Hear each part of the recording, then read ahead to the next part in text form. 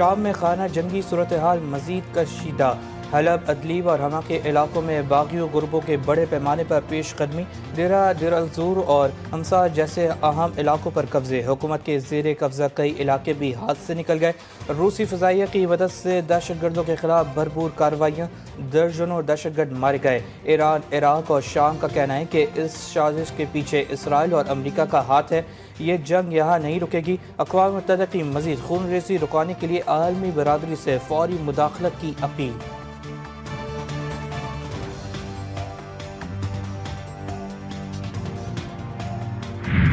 غزہ میں بموں اور میزائلوں کی بارش، مقبوضہ پٹی میں کوئی جائے اما نہ بچی، 2 اسپتالوں، رہائشی عمارات اور خیمہ بستی پر حملے۔ بموں اور میزائلوں کی بارش سے 80 سے زائد فلسطینی شہید، 100 سے زائد زخمی ہو گئے۔ شہداء کی مجموعی تعداد 44,700 تک جا پہنچی۔ یونیسیف نے محصور شمالی غزہ کی صورتحال تباہ کن اور خوفناک قرار دے دی۔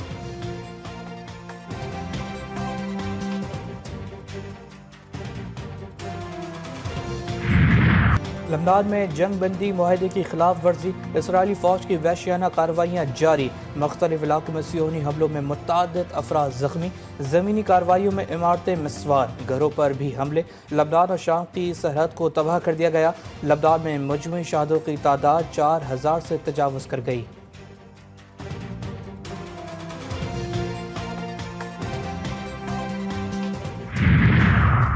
بھارت نے جنگی مجرم اسرائیل کو ہتھیاروں کی فراہمی کو اپنے قومی مفادات کے مطابق قرار دے دیا۔ وزیر خارجہ جے شنکر نے کہا کہ جب بھی بھارت کی قومی سلامتی کو خطرہ ہوا، اسرائیل نے ساتھ دیا۔ اسلحہ ہو یا کوئی اور چیز، بھارت کسی بھی برآمد کے بارے میں فیصلہ کرتے وقت اپنے قومی مفاد کو مد نظر رکھتا ہے۔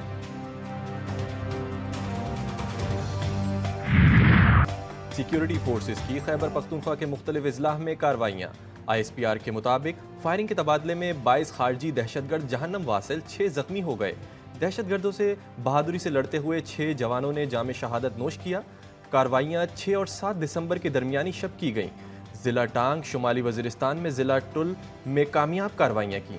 شہید بہادر سپوتوں کی نماز جنازہ ٹل میں ادا کر دی گئی۔ کور کمانڈر پشاور سمیت اعلیٰ عسکری اور سول حکام، فوجی جوانوں اور اہل علاقہ کی بڑی تعداد نے شرکت کی۔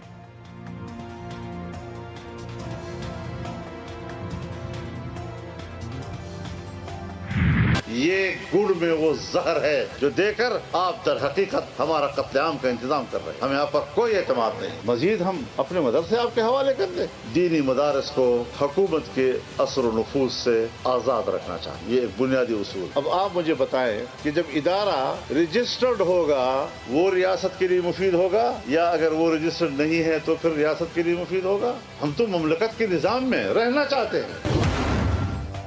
آپ ہمارے مدرسوں کو شدت پسندی اور انتہا پسندی کی طرف دھکیل رہے ہیں، مگر ہم صبر سے کام لے رہے ہیں۔ جے یو آئی سربراہ مولانا فضل الرحمان کا نوشہرہ میں تقریب سے خطاب، کہا بیوروکریسی جتنی چاہے ہمدردی کرے لیکن ہمیں ان پر کوئی اعتبار نہیں۔ یہ جتنی میٹھی زبان استعمال کریں پھر بھی ان پر اعتماد نہیں کریں گے۔ انہوں نے دینی مدارس کو تباہ کر دیا، ہم انہیں اس سے آزاد کریں گے۔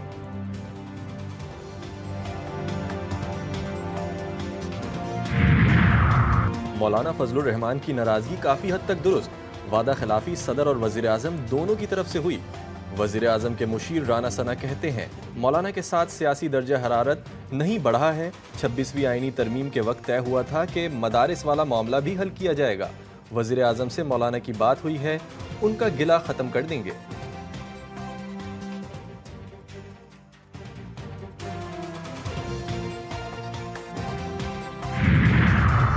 فضل الرحمان سے یہ بتائیں تعلیم کا صنعت اور وزارت داخلہ سے کیا تعلق؟ چیئرمین پاکستان علماء کونسل طاہر اشرفی نے اپنے ایک بیان میں کہا کہ مولانا کو جو کچھ حکومت سے طے ہوا وہی بتا سکتے ہیں۔ ہمارا تو مطالبہ یہی تھا کہ مدارس کو وزارت تعلیم کے ماتحت کیا جائے۔ مدارس کے خلاف کوئی کارروائی نہیں کی جا رہی، خوف و ہراس نہ پھیلایا جائے۔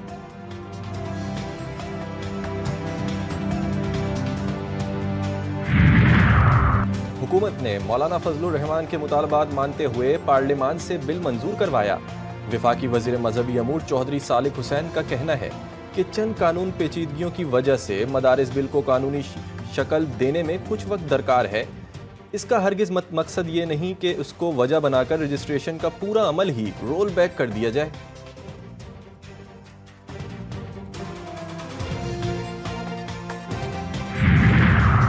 نظام کو جتنا بہتر کرنے کا اختیار ہاتھ میں ہے وہ کریں گے۔ جسٹس منصور علی شاہ کی میڈیا سے غیر رسمی گفتگو۔ آپ کے مستعفی ہونے سے متعلق افواہیں درست ہیں؟ صحافی کا سوال۔ جسٹس منصور علی شاہ نے جواب دیا، یہ سب قیاسہ آرائیاں ہیں، بھاگ کر نہیں جائیں گے، جو کام کر سکتا ہوں اسے جاری رکھوں گا۔ تقریب سے خطاب میں بار بار آئینی بینچ میں شامل نہ ہونے کا تذکرہ بھی کرتے رہے۔ نون لیگی رہنما رانا ثناء اللہ کے ناقابل ضمانت وارنٹ گرفتاری جاری۔ وارنٹ گوجرانوالہ میں جوڈیشل میجسٹریٹ سدرہ گل نواز نے جاری کیے۔ عدالت نے رانا ثناء اللہ کو 12 دسمبر کو گرفتار کر کے پیش کرنے کا حکم دے دیا۔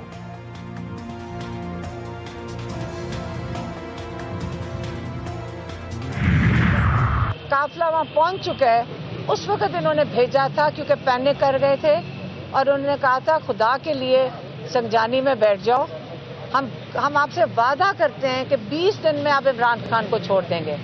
یہ ان کے ساتھ مذاکرات نہیں تھے، یہ ان کے پینک میں انہوں نے ان کو روکنے کے لیے کہ آگے نہ جاؤ، کیونکہ اتنے زیادہ لوگ آ رہے تھے۔ حکومت نے سنجانی میں بیٹھنے کے بدلے بانی پی ٹی آئی کی رہائی کی پیشکش کی۔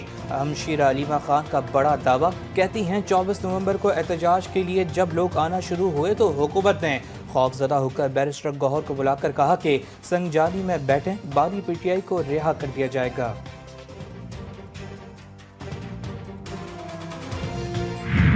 انسداد دہشت گردی عدالت لاہور میں جناح ہاؤس حملہ کیس کا جیل ٹرائل۔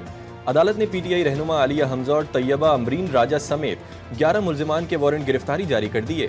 انسداد دہشت گردی عدالت راولپنڈی میں جی ایچ کیو حملہ کیس کی سماعت، علی امین گنڈاپور سمیت 25 ملزمان کے ناقابل ضمانت وارنٹ گرفتاری جاری۔ عدالت کا سی پی او راولپنڈی کو تمام ملزمان کو 10 دسمبر کو گرفتار کر کے پیش کرنے کا حکم۔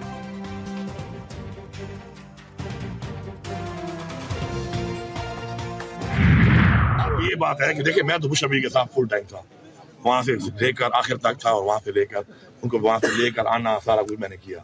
اب اس کے علاوہ اگر کسی اور کے بارے میں ان کی رائے ہے تو یہ ان کی ذاتی رائے ہے، آپ یہ سوال ان سے کر سکتے ہیں، اپنی ذاتی رائے کے اوپر وہی جواب دے سکتے ہیں۔ ڈی جاب دھرنے میں بشرا بی بی کو چھوڑ کر نہیں بھاگا وزیر اعلیٰ خیبر پختونخوا۔ علی امین گنڈاپور کہتے ہیں سفارشی کلچر نے میرٹ کو تباہ کر دیا، ایسی قیادت دیں گے جو اس ملک کو عظیم بنائے، پسندیدہ علاقوں میں تعلیم کے نظام کو بہتر بنانے کے لیے کوشاں ہیں۔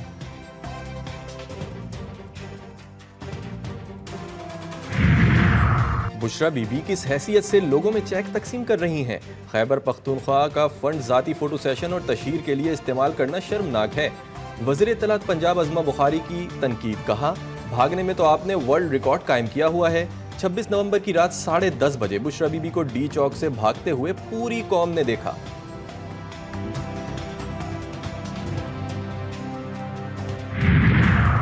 آزاد کشمیر کے صدر بیرسٹر سلطان کی حکومت کو فوری طور پر peaceful assembly and public order ordinance واپسی لینے کی ہدایت۔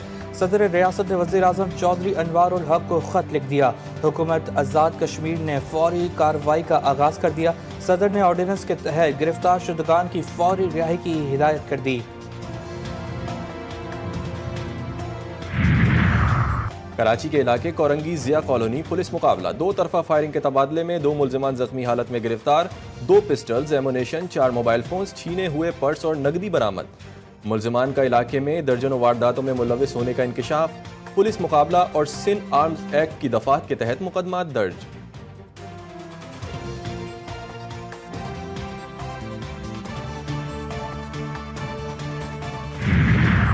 حل میں ڈاکو سے فائرنگ کا تبادلہ، 2 پولیس اہلکار شدید زخمی۔ حسن آباد میں ڈاکو شہریوں کو لوٹنے میں مصروف تھے، گشت پر مامور پولیس کو دیکھتے ہی ڈاکو نے فائر کھول دیے، پولیس کی جوابی فائرنگ پر ڈاکو مارے گئے۔ زخمی اہلکاروں کو تشویشناک حالت میں سکر اسپتال منتقل کر دیا گیا۔ نوشہرہ میں شادی کی تقریب میں آئے 2 بچے ٹرین حادثے میں جاں بحق۔ 14 سالہ حمزہ گل اور ذوالقرنین ریل کی پٹری عبور کرنے کے دوران ٹرین کی زد میں آ گئے۔ حادثے کی اطلاع ملنے پر شادی کی تقریب ماتم قدا بن گئی، ناگہانی حادثے سے ہر آنکھ اشک بار۔ شام میں خانہ جنگی صورتحال مزید کشیدہ، حلب ادلیب اور ہما کے علاقوں میں باغیوں گروپوں کے بڑے پیمانے پر پیش قدمی، ڈیرہ دیر الزور اور ہمسا جیسے اہم علاقوں پر قبضے، حکومت کے زیر قبضہ کئی علاقے بھی ہاتھ سے نکل گئے۔ روسی فضائیہ کی مدد سے دہشت گردوں کے خلاف بھرپور کارروائیاں، درجنوں دہشت گرد مارے گئے۔ ایران، عراق اور شام کا کہنا ہے کہ اس سازش کے پیچھے اسرائیل اور امریکہ کا ہاتھ ہے۔ یہ جنگ یہاں نہیں رکے گی۔ اقوام متحدہ کی مزید خون ریزی رکانے کے لیے عالمی برادری سے فوری مداخلت کی اپیل۔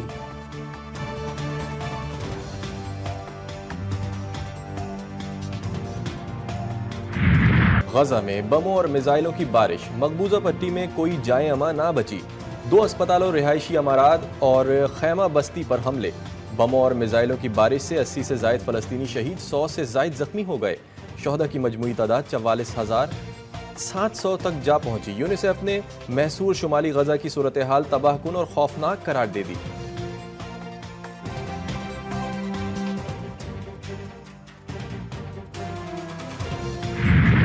لبنان میں جنگ بندی معاہدے کی خلاف ورزی، اسرائیلی فوج کی وحشیانہ کارروائیاں جاری، مختلف علاقوں میں صہیونی حملوں میں متعدد افراد زخمی، زمینی کارروائیوں میں عمارتیں مسمار، گھروں پر بھی حملے، لبنان اور شام کی سرحد کو تباہ کر دیا گیا۔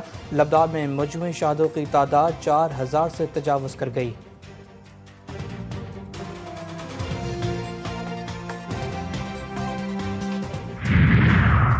بھارت نے جنگی مجرم اسرائیل کو ہتھیاروں کی فراہمی کو اپنے قومی مفادات کے مطابق قرار دے دیا۔ وزیر خارجہ جے شنکر نے کہا کہ جب بھی بھارت کی قومی سلامتی کو خطرہ ہوا، اسرائیل نے ساتھ دیا۔ اسلحہ ہو یا کوئی اور چیز، بھارت کسی بھی برآمد کے بارے میں فیصلہ کرتے وقت اپنے قومی مفاد کو مد نظر رکھتا ہے۔